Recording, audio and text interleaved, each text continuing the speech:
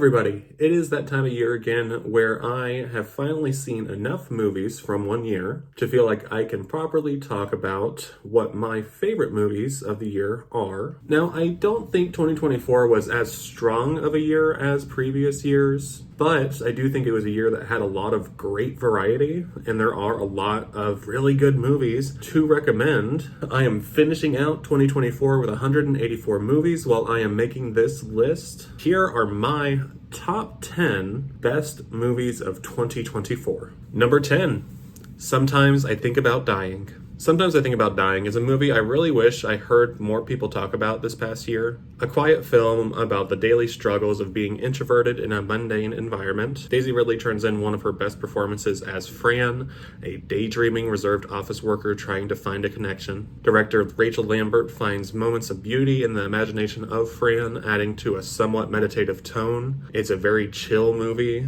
It has a slightly weird sense of humor and well-meaning awkward interactions that make the main character and the movie surprisingly endearing. It resonated with me a lot more than I expected and remains to be one of the most underseen movies from last year. It has stuck with me for quite a while. Number 9, River. Released in January of 2024, River flew under the radar as a completely unique hidden gem. Workers of a Japanese inn suddenly find themselves stuck in a 2-minute time loop that constantly repeats. Director Junta Yamaguchi takes this concept a step further and makes every 2-minute loop a single tracking shot. River is an incredibly charming comedy that never loses its momentum or originality in its short runtime. It's bolstered by a great script and cast of characters that are developed throughout this strange day. The cinematography is not only impressive with the coordination of the different tracking shots, but the production design and environment makes it all look beautiful. It's a very funny movie. It's a quirky movie. It's a movie that can be interpreted in many different ways about how we go through life. It's the most entertaining time loop movie we've had in a long time. Number 8, Conclave. Conclave features an incredibly stacked cast led by Ralph Fiennes as Cardinal Lawrence, the man tasked with the managing of the selection of the new pope. And with that premise, it's a movie that plays out more like a thriller than it would let on, about power plays that bubble to the surface in moments of extreme unrest. The religious imagery of the Vatican and the themes of Catholic guilt and pride are at the forefront of this critique of the church and how power corrupts. It's a very dramatic movie in its own right, but it also has a great sense of humor about these petty squabbles between these older men. Writer Peter Strawn gives us one of the best screenplays of the year, taking time to let the audience understand each character, but never taking its foot off the gas. Director Edward Berger shows up again for a very good-looking movie that has great sound design, much better sound design than you would expect for a movie like this. And along with great supporting performances, newcomer Carlos Diaz turns in a fantastic performance as Cardinal Benitez, while Ralph Fiennes still holds his own as one of the most prolific English actors working today. Number 7, Love Lies Bleeding. Love Lies Bleeding is a bold and bombastic thriller about a gym manager and a bodybuilder falling in love in a small town in a desert.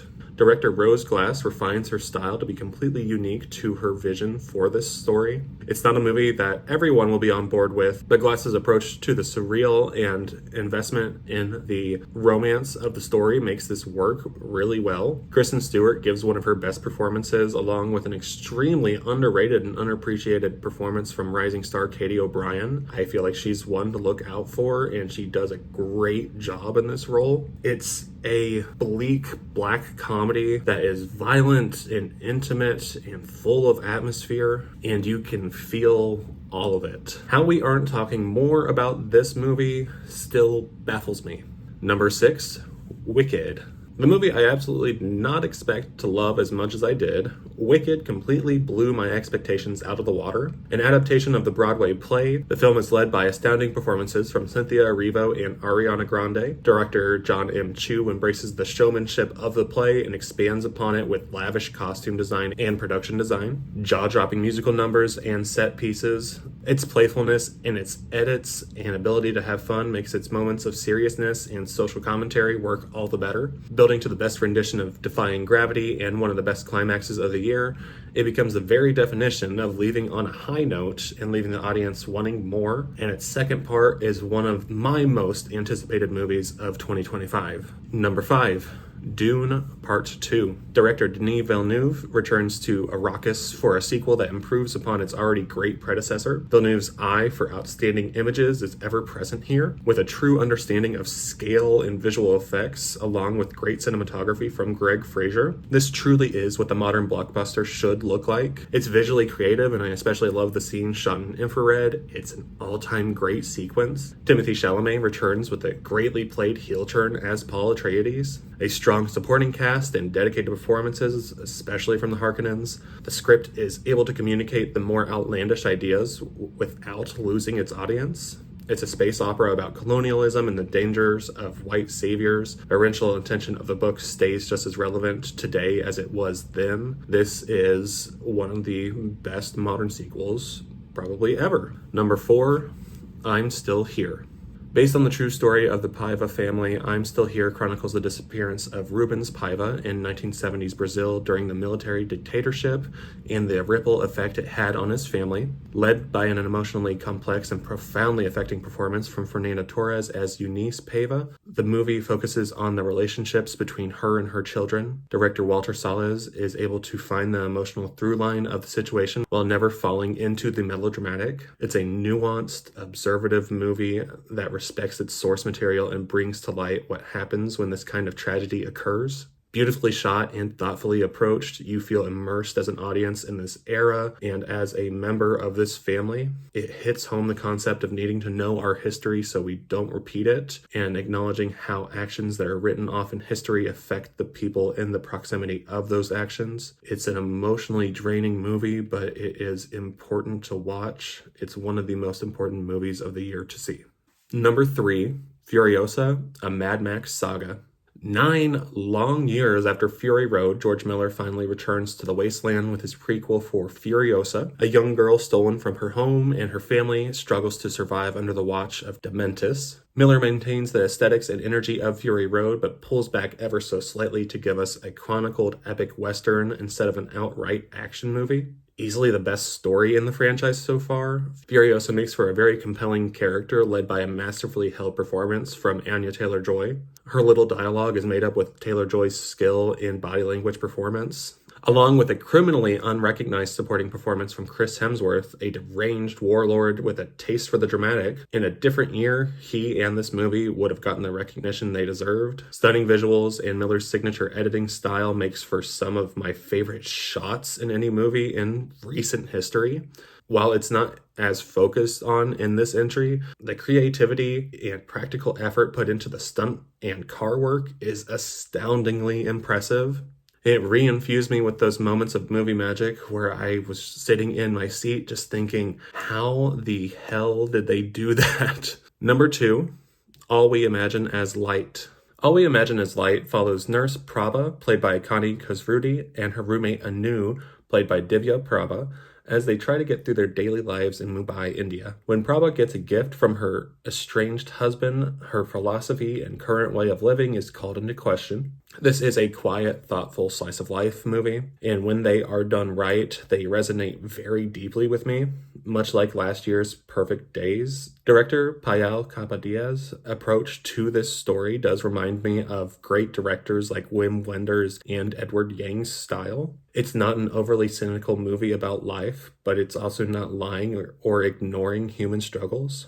It paints a portrait of how the lower class is treated in Mumbai with quiet frustration. Prabha and Anu are trying to find the good in their everyday lives. They both search for purpose in love. It has its moments of romance and tenderness that are depicted with a lot of care. The piano in the score adds to a relaxing atmosphere, but never lets the story take a back seat. The low-level stakes might not be what you're looking for, but movies that have the ability to let you step into other people's lives and live their reality for a couple hours will always have a place in my heart, and this is a movie that transported me to their lives. Now, this is a year where I didn't want to extend my top 10 to a 15 or 20 or anything like that, but I do have a lot of honorable mentions because these are movies that I still highly recommend.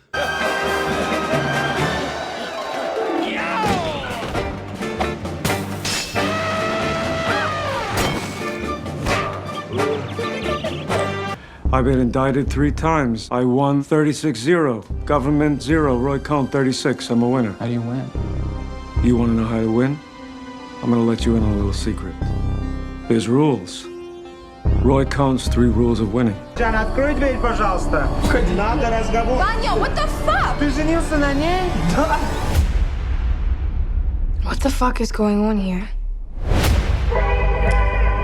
Они написали, что она проститут. Leave it forwards. Say cheese, Gracie. Snails never go back over their trail. As soon as I'm old enough and got money, I'm coming to get you. Childhood was life's best season. It never lasts, but everyone deserves one.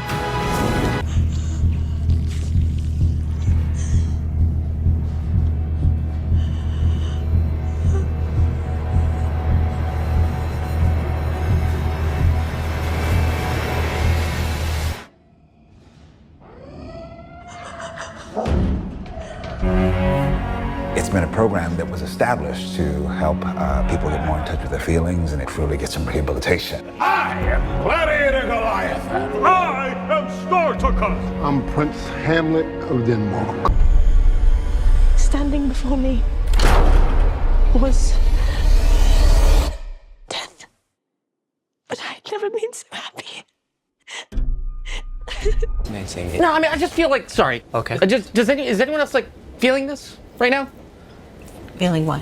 Like this creepy feeling that, like, you know, we're like royalty on this train? I mean, does no one else see the irony here? Jesus, like eating fancy food and sitting up here when 80 years ago we would have been herded into the backs of these fucking things like cattle.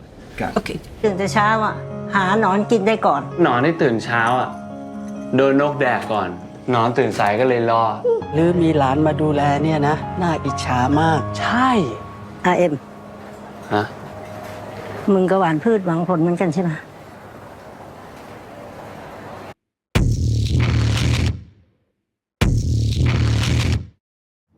One single injection unlocks your DNA and will release another version of yourself. Number 1, Challengers.